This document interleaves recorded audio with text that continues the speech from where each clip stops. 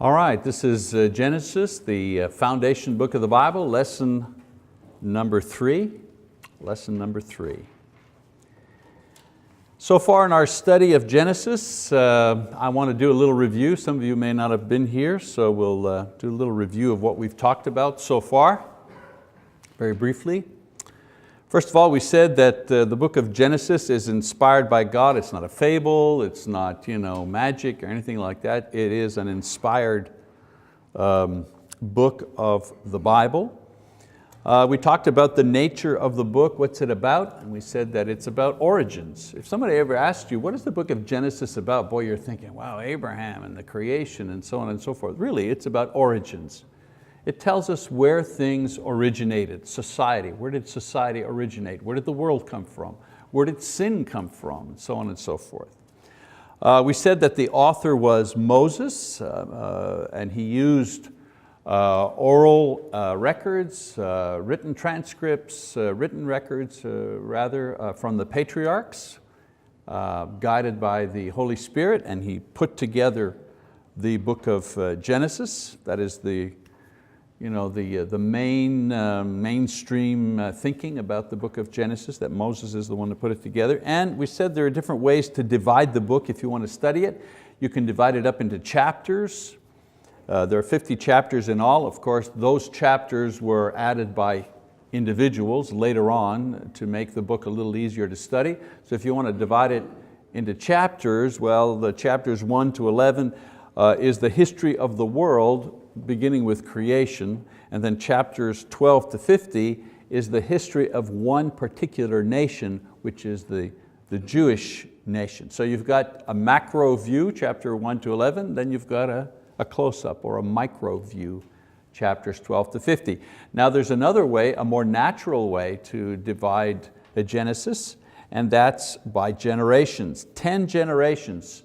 If you look through the book of Genesis, you see that there are 10 generations beginning with Adam and ending with the sons of Jacob, and each one of them recording and preserving and handing down their records, which were compiled and edited eventually by Moses, as we said, under the guidance of the Holy Spirit. So, who wrote Genesis? Basically, who kept those records? Well, the patriarchs kept those records. Adam kept the records, and Noah kept the records, and Noah's sons kept the records, and these kept being handed down from generation to generation. All right, so tonight we're going to pass into the actual text of the book of Genesis. Genesis chapter 1, verse 1, the foundational verse not only of Genesis but of the Bible. In the beginning, God created the heavens and the earth. We've seen this so often, we've heard this verse so often, probably everybody knows it by heart, but a lot of times we don't realize how much power there is in just this one verse. Some say if Genesis is the foundational book of the Bible, then verse 1 is the foundational verse of Genesis. Now think about this for a second. We know that the Bible is the most produced book in history, and it is the most read book in history. We know that. Okay? Even people who are not believers acknowledge that the Bible is the most translated, most printed, most distributed book in all of history. Well, if that's the case, then this verse is the most read verse in history. Because when people read the Bible, they usually start at the beginning, right? They don't always finish it. A lot of people start and they get somewhere into Leviticus there, and they kind of lose interest sometimes, you know what I'm saying? But everybody begins at the beginning, so everybody who has a Bible in any language at least begins in the beginning. God created the heavens and the earth. No matter whether they finish it or not, they've all read that particular verse. So we say that it is the most read verse in the Bible, in history, and in the world. Remember I mentioned a fellow named Henry Morris, Dr. Henry Morris. He has a book called The Genesis Record. I use a lot of his material, great book if you want to read that as a companion to this class. And he said the following, he says, if a person really believes Genesis chapter 1 verse 1, he will not find it difficult to believe anything else recorded in the Bible. And that makes sense. if you accept Genesis 1:1, then everything else does not require more faith, does not ask of you a greater step of faith. Okay? Now this verse really doesn't try to prove the existence of God. It merely assumes the existence. You'll notice if you read throughout the entire Old Testament, no prophet, none of the writers try to make a case for the belief in God. We do that today in our generation, in our time. But back then, the fact that God existed was like assumed. Nobody had to defend the existence of God. Certainly not the people who were writing the Bible. Of course, it was written before any disbelief occurred. Genesis was written before any, happened before any type of disbelief. Not before disobedience, but certainly before disbelief. Genesis, the things in Genesis occurred before any false system of belief was developed to reject God. And so it doesn't attempt to prove the existence of God, it merely assumes this as a self-evident fact. However, this verse does contain the information necessary to refute all of man's subsequent false ideas about God and about creation. I said this one verse does that, just one verse. It's as if God knew what man would ultimately think up to deny Him, and so in the very first verse, He preempts any possible false idea about Himself. You can use Genesis 1:1 to refute any number of false ideas and philosophies, and we'll do that. Let's take seven main philosophies refuted by this verse. Ready? First one is atheism. Atheism says there is no God. Atheism says there is no God. And yet Genesis chapter 1 verse 1 says that in the beginning God created the heavens and the earth. Again, the Bible isn't trying to prove there is a God, it merely makes a statement. So if someone were to say, where does it say in the Bible that God exists? Because I'm an atheist and I don't believe God exists. Well, Genesis 1:1, in the beginning, God. All right, let's look at another one, pantheism. Pantheism says that everything is God. So atheists say there is no God. Pantheists say, well, everything is God. The trees, the rivers, the stars. Pantheism is a form of thinking where people deify nature or give nature a force of its own. Okay? But Genesis 1 verse 1 says that God is separate from His creation. He's not part of His creation. I know that sounds like a very noble idea when people say, oh, I see God in the trees and I see God in the water and I see God in the stars. Very poetic, not true. Because Genesis says, in the beginning, God, over here, created the heavens and earth, over here. He was before He made that, and He continues after, you know what I'm saying? So He is not part of His creation. He existed first, and then He created the world. And so Genesis 1:1 refutes the ideas of pantheism. How about polytheism? Polytheism teaches a multiplicity of gods. We know, just from looking at history, the Greeks, the Romans, many ancient people as well as primitive peoples of today believed in a multiplicity of gods. They were poly, many theists, gods, many gods. And if someone, I always come back to this thing, someone would say, where does it say in the Bible that there's only one God? Well, it says in Genesis 1:1, it says that only one God created all things. There wasn't the good God and the bad God and the up God and the down God and the male God and the female God and the God of trees and the God of animals. It didn't say that, just one God created all these other things. How about the theory or, it's a theory or philosophy of materialism. Materialism is the basis for most modern thinking. It says that matter is eternal and that matter is the only thing that exists. Communism, for example, which is a political philosophy. Communism is based on materialism, and the main idea being how to distribute the materials equally. Okay, that's what communism is about. It believes everything is matter, right? Everything is matter, and so our political philosophy is we're going to figure out how to distribute this matter equally, all right? But Genesis 1 verse 1 says that Genesis 1 verse 1 says that matter had a beginning. At some point it did not exist, and then God brought it to existence. Do you know that the best and brightest minds that the world respects, Dr. Hawking, the man who I think he has cerebral palsy, or he's in a wheelchair, but he's a brilliant scientist and so on and so forth, the most brilliant scientist of our age that they call him, and he wrote a book trying to define or explain the world and how it came to be, and the best he's come up with, this is the brightest mind, the best he's come up with is, it was always there. And when people say, what do you mean it was always there? Well, what brought it there? Nothing. It was just always there.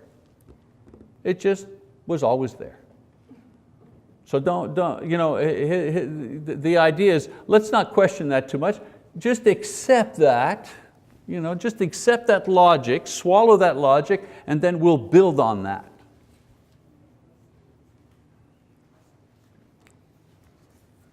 But Genesis chapter 1 verse 1 says that God created the heavens and the earth. The heavens and the earth weren't always there. He created them. And I'll deal with this a little bit more as we go along. The next philosophy, dualism, and we could spend 13 weeks just on these 7 alone, but I'm just giving you a snapshot, okay? Just a thumbnail sketch of them. Dualism says, it's an ancient idea, developed into different systems by Plato, the Greek philosopher, later Descartes, who was a French philosopher. And basically dualism says that there are 2 powers at work in the universe, good and evil. And the interaction of these 2 is responsible for all that we see. For example, in Hinduism, Hindus explain the beginning of the world as an interaction between these 2 deities. And there are many religions that think of the good and evil, the fight between them, the friction, the drama that takes place between them creates what is here now. But the Bible says, in the beginning, God did the creating. Not the good God or the high God, it just says God. It states that all that we see was created by only one power, and that's God. And the Bible accounts for evil, but evil is never the same as God and never at the same level. God is not in a struggle with evil. Okay? There's only one supreme power at work, according to Genesis, and it was manifested at the very beginning, and the writers called Him God. Not the lesser God, the greater God, only one God. And we understand why there's evil in the world. We'll talk about that when we get to the temptation, so on and so forth. God had to allow His creation to have free will, otherwise creation could not take life. But we'll go into that as a little further on. Okay, dualism. Humanism.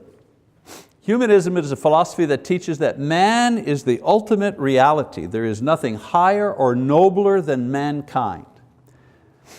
So a lot of good works are done to benefit mankind, and they are done by those who hold to this philosophy. There's even a prize, for the Humanist Prize. Humanism. They say sometimes people, oh, he was at a eulogy, at a funeral, oh, he was a great humanist. And usually it may be because he built hospitals, or she was, she developed something to help the poor. Humanism tries to account for morality and goodness and these type of things looking only at human beings, denying that there is a God. But Genesis 1:1 refutes this idea because it teaches that God and not man is the ultimate reality. God was before man. God is the creator of man.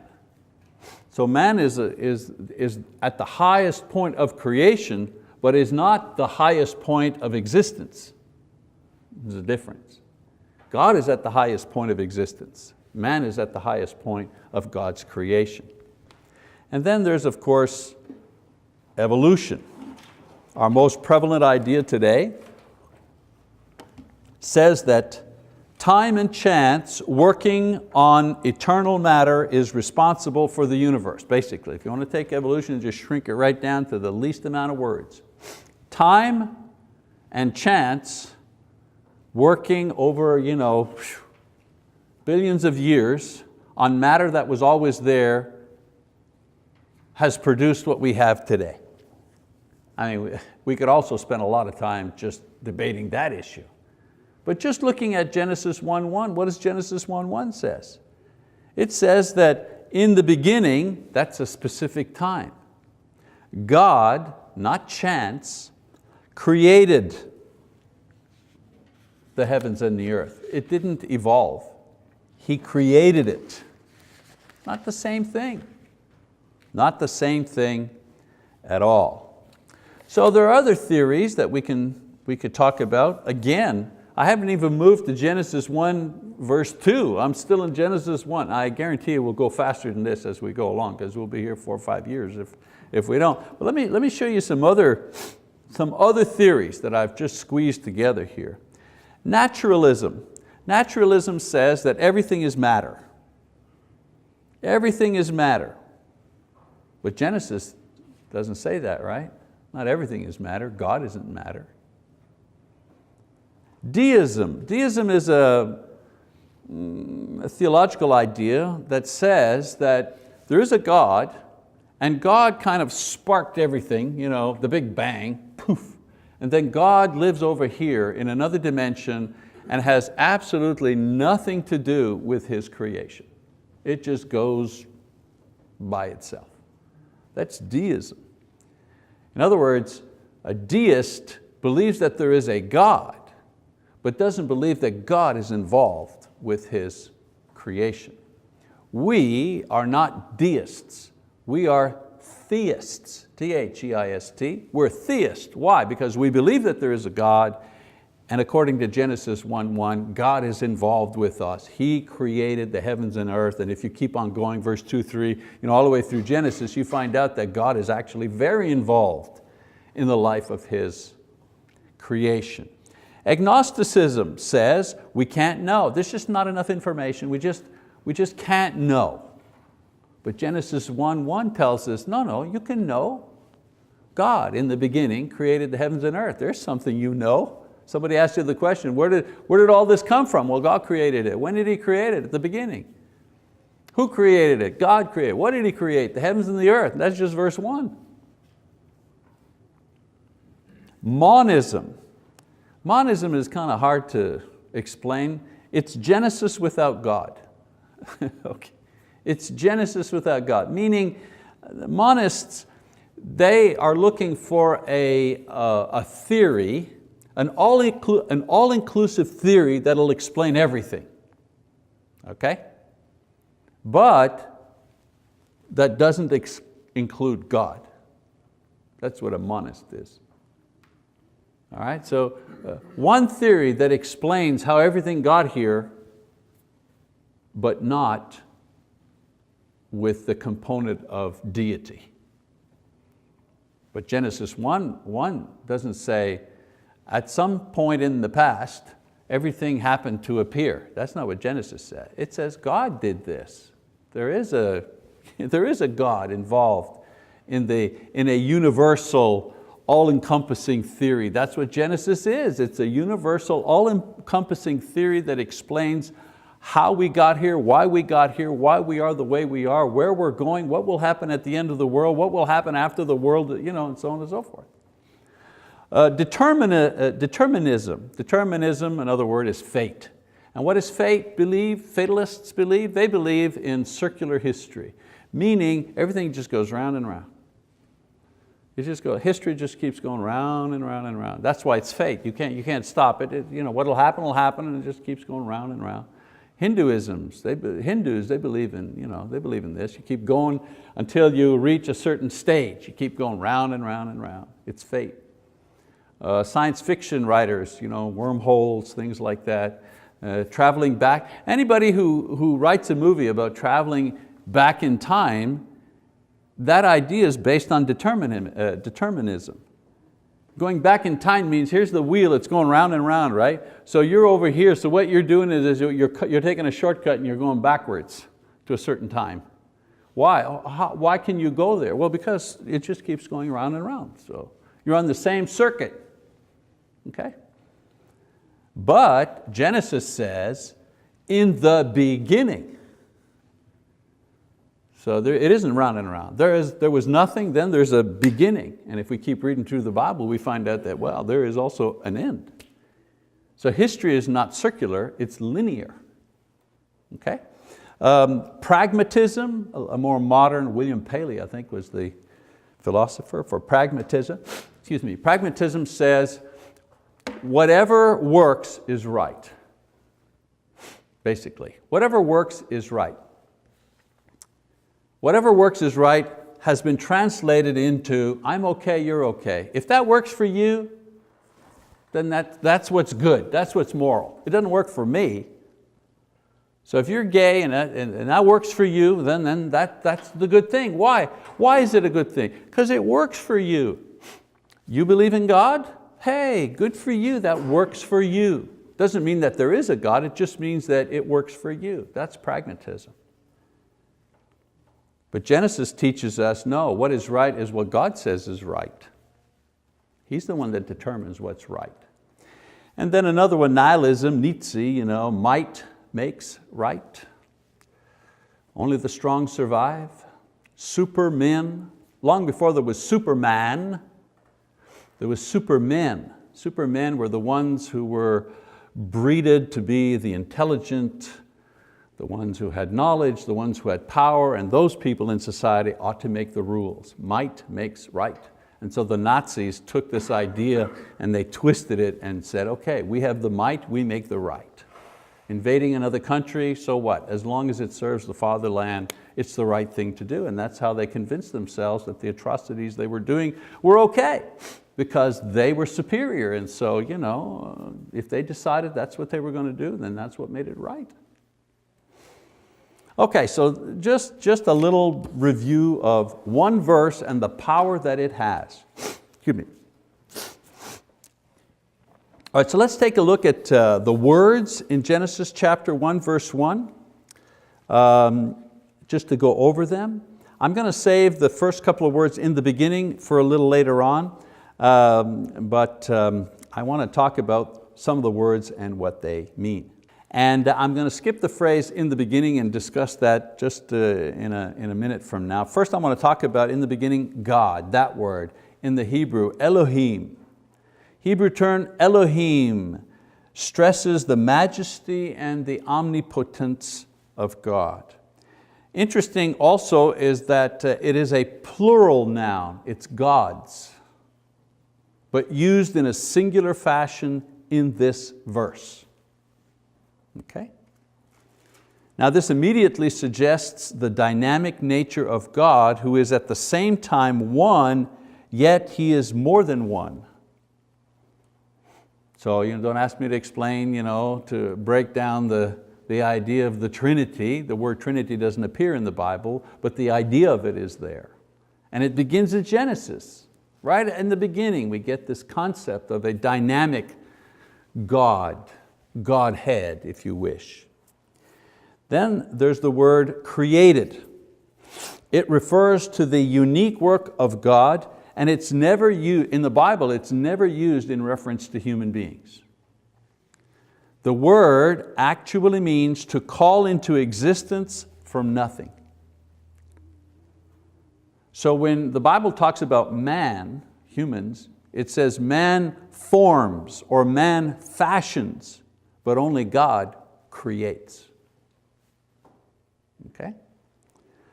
Now the whole system of faith rests here.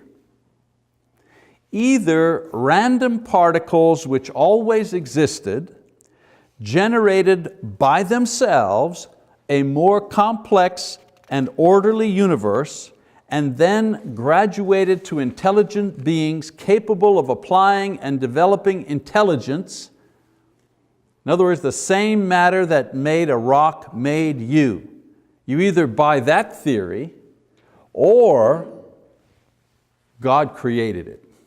Those are the only two theories that are out there. This is the choice that we have. Matter, particles, molecules, they always existed, and through time and chance simply evolved into us, intelligent life form. Now remember, that's non-intelligent, non-animated molecules evolved into intelligent, animated beings. The only place where this works is in the theory of evolution. It does not work in real life. You take any lab, any experiment at any level and see if inanimate matter ever has any way of developing into animate beings. In other words, a rock, a worm, let's pick the simplest thing, okay, that we can see. A worm never comes from a rock. But you have, quote, the intelligentsia of our country staking their educational, academic, their reputations on this idea. And we're the crazy ones because we believe that an intelligent being actually created a complex and intelligent world. And we're the dummies. Next word, need to go, only got a few minutes. Heaven. In the beginning, God created the heaven. Now, you need to understand, this does not refer to the stars here or the planets. In the Hebrew, this refers to the space where these things are situated. When we refer to our existence, we talk about the space, mass, time universe, right? Space, mass, stuff you can touch, time. The basic components of our existence. So this heaven here in Genesis would refer to the space component, since the time component has already been introduced. The time component is in the beginning. There's the time component, okay? And the mass element is about to follow. God created what? The heavens and the earth, right? And so the heavens are the space, the space.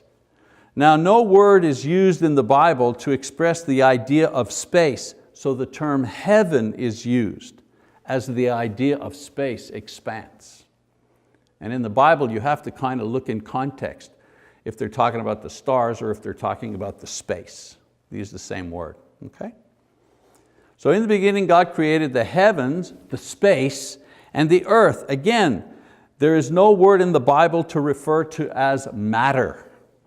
The matter, there's no Hebrew word for that. So Moses uses the term earth, land, which describes the creation of the next basic component, which is matter. It is not yet shaped or formed, it is simply in existence. So you see, in the beginning, God created. In the beginning, there's the time. Created the heaven, there's the space, and the earth, there's matter. The building blocks, all right? And then he says, in the beginning, there's time. I've said that the universe is a combination of the elements of space, matter, and time. Science teaches that each of these elements is necessary for the universe to have a meaningful existence. For example, if there is space and time but no matter, then the universe is empty, nothing happens. If there's just empty space and time, but there's no matter, there's nothing happening. You've got a void, you've got a box, there's nothing in it. Or if there is matter, which includes energy, and there's time but no space, then there's no movement. It's just one big blob of thing, So time is the third and most important component because it permits perception of the matter and the space. So Genesis 1:1 says that the element of time was called into existence along with space and matter to comprise the time, space, matter continuum which we call the universe. And no scientist would disagree with you about the idea of time, space, and matter. I mean, those are the basics. All I'm doing is I'm showing you how Genesis describes that at the very beginning. Now Genesis said that this time, space, matter component was not yet formed. And the next verses will go on to explain how God fashioned the raw materials of creation into the universe that we now see. So at the beginning, there's time, He creates space, and He creates matter, the building blocks of the universe that we now recognize. Okay? Now some authors say that verse 1 is the title of Genesis, or it's a summary of events that have already taken place. But as we said before, the summary of Genesis 1 is given in chapter 2, verse 4. In Genesis 2, verse 4, there's where the summary of Genesis is. It says, "These are the generations of the heavens and the earth when they were created." I'm almost done, stay with me. Also, all of the other sections of Genesis have no titles, only these summary statements showing the end of a particular generation. So in Western mind, we put the title of the section at the top, the title of the section at the very top, and then we give the information. But in the Bible, they give the information and then they give the title of it at the end. And that's what throws us off sometimes, okay?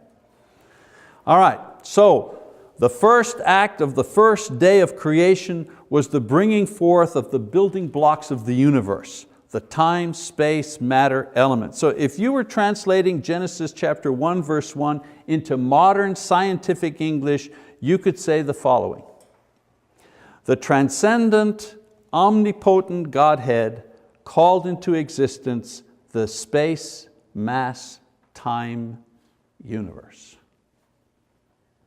And all of that, imagine the economy of words. I didn't count them. In the beginning, God created the heavens and the earth in 10 words. In 10 words, God explains how the universe came into being, and at the same time refutes in 10 words millions of books that have been written to try to deny what God has said in Genesis 1:1. 10 words. It's amazing. I'm going to believe the entire Bible just on the strength of those 10 words. Okay, so that's the beginning, Genesis 1:1. Like I said, we're not going to be that slow for the entire thing. We're going to move on next week. But I encourage you, read ahead, all right, in Genesis. It's going to be a long study, but I hope it'll be fruitful for you and give you some insight and some depth that you may not have had in past studies. That's it for now. We'll see you next time. Thank you.